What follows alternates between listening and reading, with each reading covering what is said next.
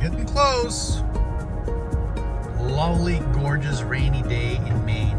We so missed the rain in Southern California. It's a refresh to be here. And here we are. The new Chez K SonicFlare. Alright.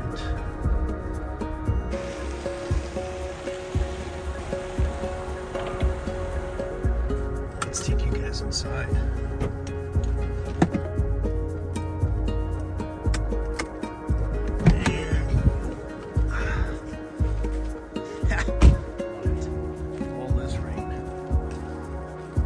Yeah. We're still painting. There's still stuff being done. But, you know, it's going to start looking really nice here very shortly. So this is going to be the gorgeous main room.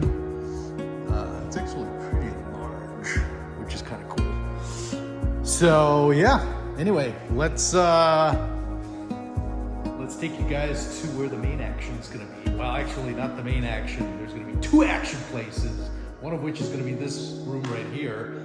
The other one is going to be the special Le Bon Surprise action room. Let's check it out.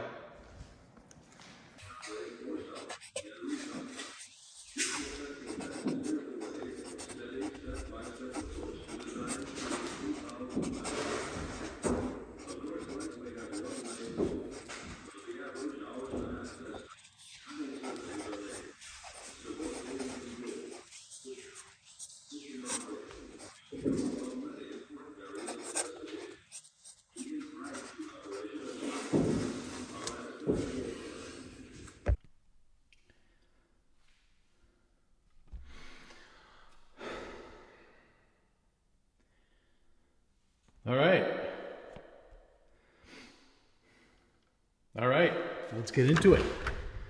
This, ladies and gentlemen, is going to be studio number 2 of SonicFlare Studios, of course. So let's see what we have here. Walking up the stairs, you've got a room that's pretty much laid out. The size is 16 by 30. And yeah, this is where we're going to be doing lots of filming, lots of evaluating, lots of listening, lots of spelunking, and trying to figure out what's next for HiFi in this crazy world that we live in. And what's next for high-end audio. What's next for the channel? What's next for SonicFlare? Most importantly, how can I bring the message of music and HiFi to you, the viewer, the listener? Anyway, I think this is going to be fun. This is going to be a great room. We ran, of course, into a couple of snags, delays. Go figure whenever you're dealing with construction. So essentially what you're going to see is we're going to have, obviously, paneling done. And then I think what I'm going to do is in these here, we're going to have recessed record shelves so that that space doesn't go unused, but actually is for all my records. And of course we're going to have enough space and stuff for multiple speakers, multiple amp setups and all that kind of stuff. So anyway, that's listening room number 2. Possibly down the line I could envision listening room number 3 to take place, but more on that at some point because that's down the line further in the future. Anyway, yeah. So far, so much from studio number 2. Stand by. You guys are probably all wondering, what the heck happened? Where's Danny K? Where's your lovable host? Where did he disappear to? Where did he go? What was the whole Hungary thing? Etc., etc. No doubt, rightfully, you should know what happened. And so here's the story. It all basically started maybe 5, 6, 7 years ago when we kind of figured that we wanted to get out of LA. The whole rat race, just the situation in LA constantly, continuously deteriorating. And obviously people will have varying opinions, but for us it kind of meant back to the roots, back to maybe a smaller place, back to a smaller city, maybe even a village, right? And COVID hit, and that really sort of amplified everything, and I was just done with it, right? The lockdowns, all that nonsense. And long story short, to those tuning in for the very first time to SonicFlare, thank you for tuning in, by the way, and do like and subscribe if you can. It helps the channel. It really does, with the algorithms and all that fancy AI stuff that the AI czar Kamala Harris probably knows more about than I do. But I digress. We essentially wanted to get out, right? And most of you tuning in, as I was saying earlier, maybe don't know that I actually hail all the way from the old country in Europe. I actually grew up in Austria. And holy cow, that was a big butterfly moth.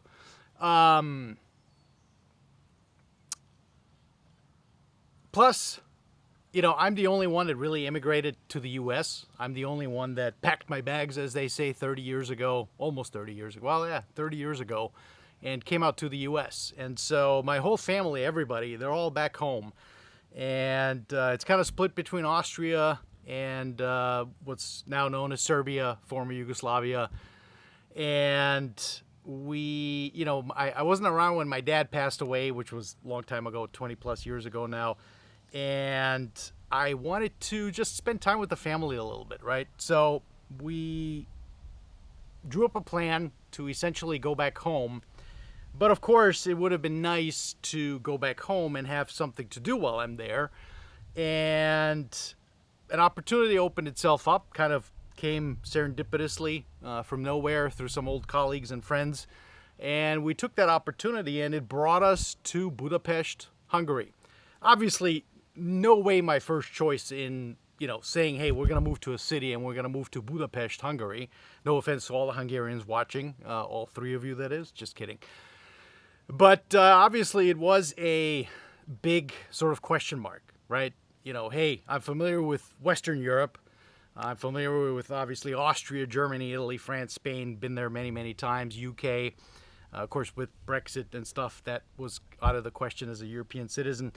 And so we looked at Hungary. We educated ourselves. We did the due diligence part like anyone else would do in such a monumental move of taking everything you have and moving it east side back to the old country, if it were.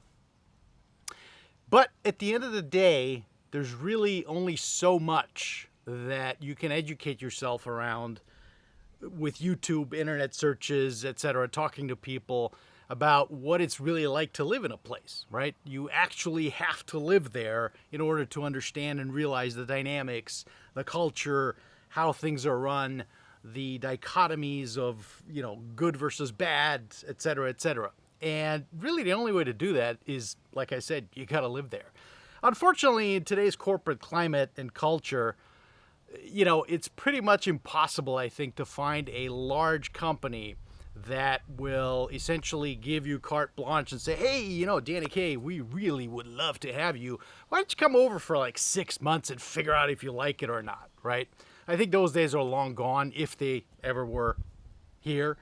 And so it was basically, take it or leave it, right? And again, given the pretense and the idea of us reconnecting with my roots, getting back to my family, connecting with my cousins, my aunt, etc., and some old friends that I still have from growing up there, it was let's go, let's do it, right? Hey, no, in this life and in any other life, no risk, no rewards, right? Sometimes you gotta do what you don't want to do in order to get to the next place in your life, right? And I'm a firm believer that everything really does happen for a reason, and I'm a firm believer that you essentially, the old axiom, you go through what you go through to get to where you are, right? So we packed our bags and moved to Europe, and yeah, right. It really kind of started off on a bad foot from day one. Obviously, Russia decided to take over Ukraine, the part that, where Russians are settled. And so that whole thing spiraled out of control, and nobody really knew what was going to happen. Is this going to escalate into other parts of Eastern Europe or Western Europe even? What's going to happen, et cetera, et cetera. Here we are a year and a half later, and we're still doodling around with Ukraine and Russia. And so that was a big hit. The next big hit really was that, obviously Hungary, bordering Ukraine, Hungary's economy is very much dependent on Russia, on Ukraine, not exclusively, but obviously in a large part. And, immediately what you started seeing was the Hungarian forint, the local currency, nosediving, interest rates shooting up sky high. I think when we left, interest rates were right around 16-17%. And we really had a plan to, dive into Hungary, Budapest, which is, by the way, a gorgeous country and a beautiful, beautiful city. I mean, it's the old Austro-Hungarian Empire, and it really felt like, hey, this could actually work out really nicely. So we planned on buying a house. We started looking at homes long before we moved there, and had, cash ready, money ready, etc. And then it, like I said, we hit a pause button. And we're like, oh, wait a second, does this really make sense to find a home right now with all this stuff going on? And the other big thing that really sort of occurred is that we quickly started realizing that very few Hungarians actually speak English, which was really, really surprising. I've traveled throughout Eastern Europe long before this opportunity and long before this idea to move.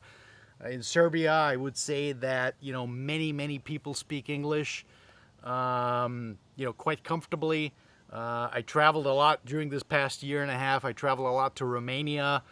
Certainly in Bucharest, the capital where I was, many, many people speak English, and I think that's pretty much throughout the larger cities. But Hungary? Budapest? No.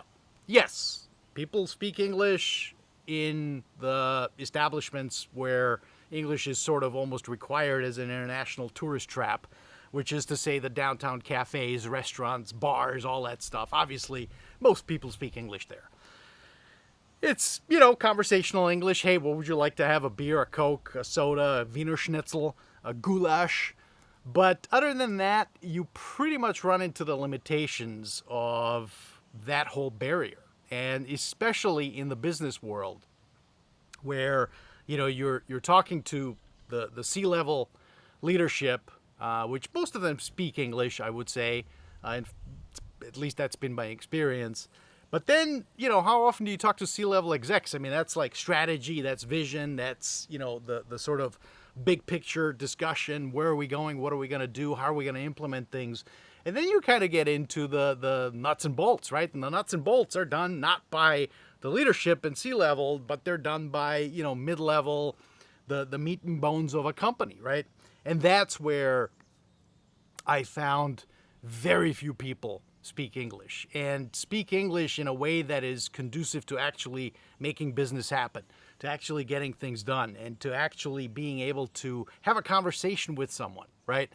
And being able to, shoot ideas back and forth, right? It almost became like I was sitting there with Google Translate, and it just became so impossible to deal with for me, right? I'm talking from my perspective. Obviously, if you're a student starting out in life, if you're someone who is so inclined to be a digital nomad in today's day and age, maybe it'll be different for you. But for us, sort of, seasoned professionals coming from a very comfortable life, this was just too much, right? To boot, we ended up having to rent a place because, again, we didn't want to buy a home. So we ended up renting a place, and this was in a beautiful town, actually, called Szentendre. You guys saw a couple of videos. If you haven't, check out the handful of videos that I did out of Szentendre.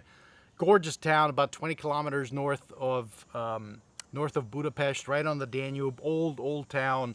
Incidentally, really populated by Serbs back in the 15th, 16th century. So I kind of felt like almost at home, right? The only problem is definitely, definitely, no one speaks English in Santander. Very, very few people. So again, it became an exercise of day in and day out frustration. Going to a grocery store, getting a cab to go to the airport, talking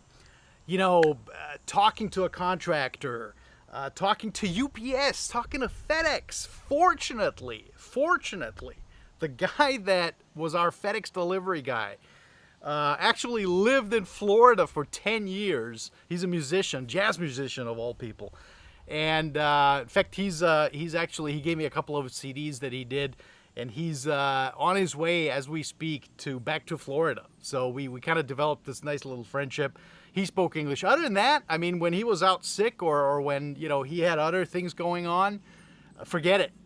Talking to someone in English, not going to happen.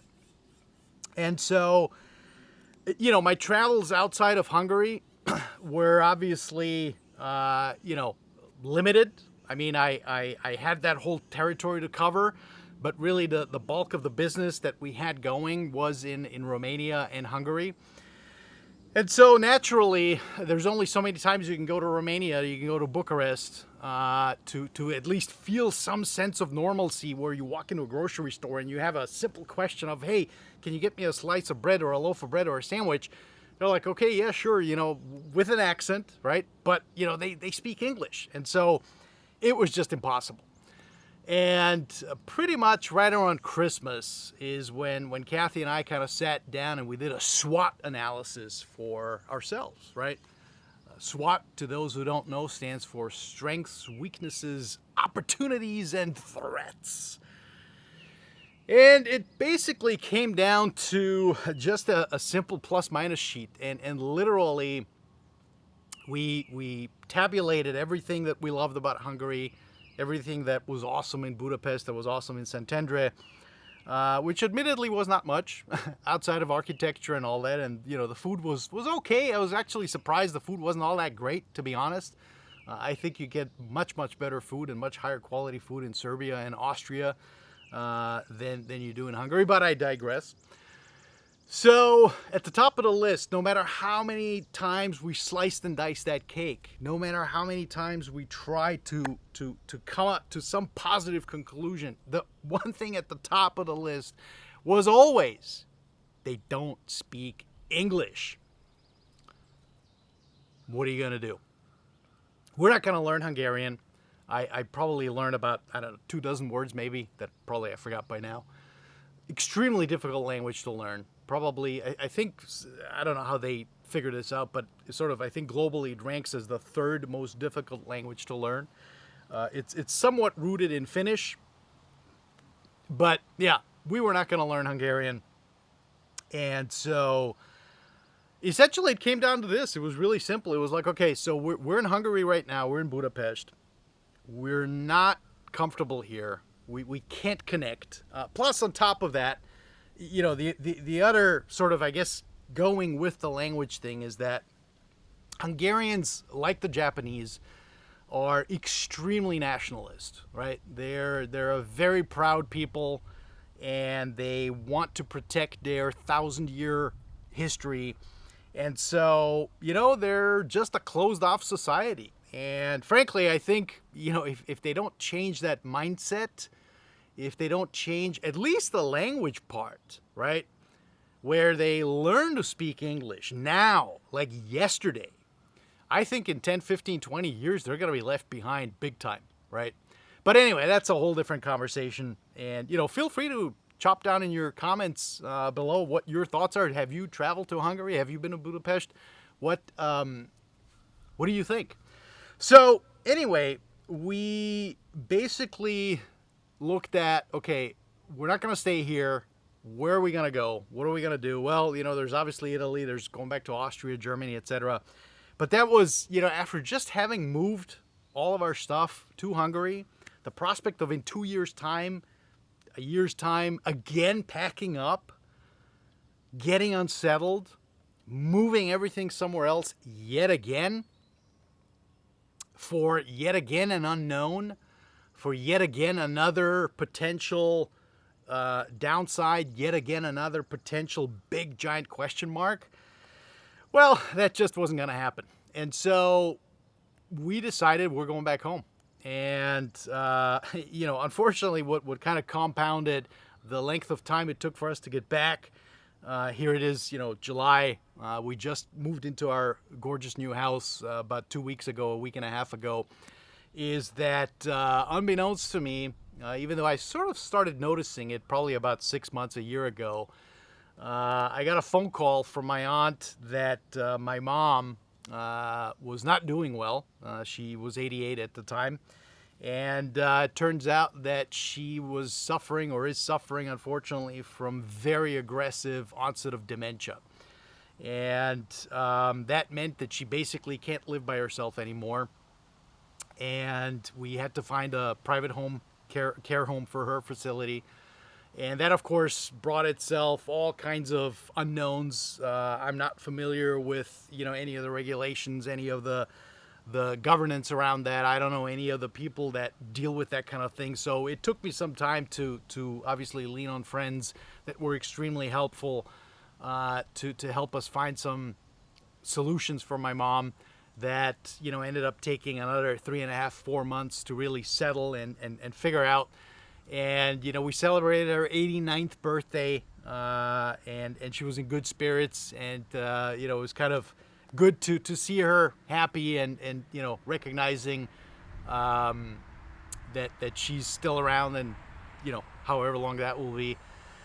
In any event, that kind of postponed things for us a little bit. And here we are. So, what is the news for the channel?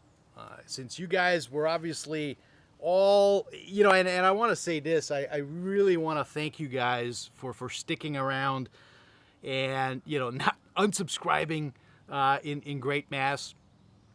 And, shout out to all those that supported me and sent me goodwill messages constantly, either by text or Instagram, or even the YouTube comments on past videos. I really want to thank you guys for that. It helped tremendously. Because I loved it, right? I was on a roll. You guys were coming to listen to what I have to say, which, boggles the mind. But I guess my opinion syncs up with some of you guys' thoughts, which is fantastic. And let's see what the future holds. And so anyway, I want to thank you guys for sticking around and being here.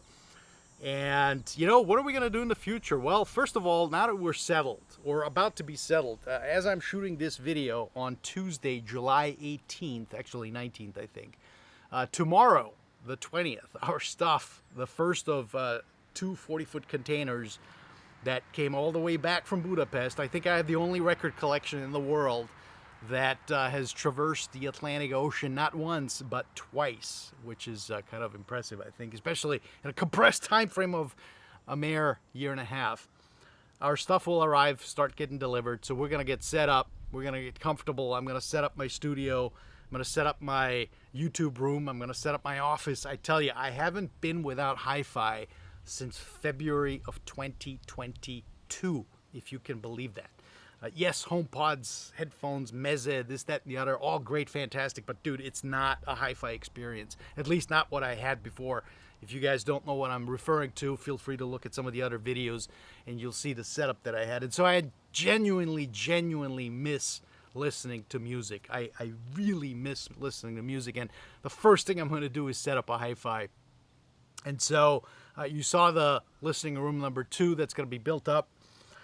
And yeah, we're gonna get back into videos. I want to start with at least 1 video a week, and probably sprinkle that on top with maybe 2 videos a week. Do some live YouTube sessions, etc. We're gonna be doing record reviews. We're gonna be doing a lot more HiFi reviews, gear reviews. That was one thing I was just starting to get into. Again, I've been doing that for 20 years in print form, 20 plus years in print form at various magazines. And I want to bring my voice and the voice of SonicFlare to all this gear. And so, yeah, basically that's it. Again, hopefully this helps explain what happened. This helps explain and frame up why you haven't seen much content. I think the last content I actually published was more than 3 months ago, which was the DSW 3003 cartridge and the Meitner MA2 decoder optical cartridge that was actually shot in Belgrade.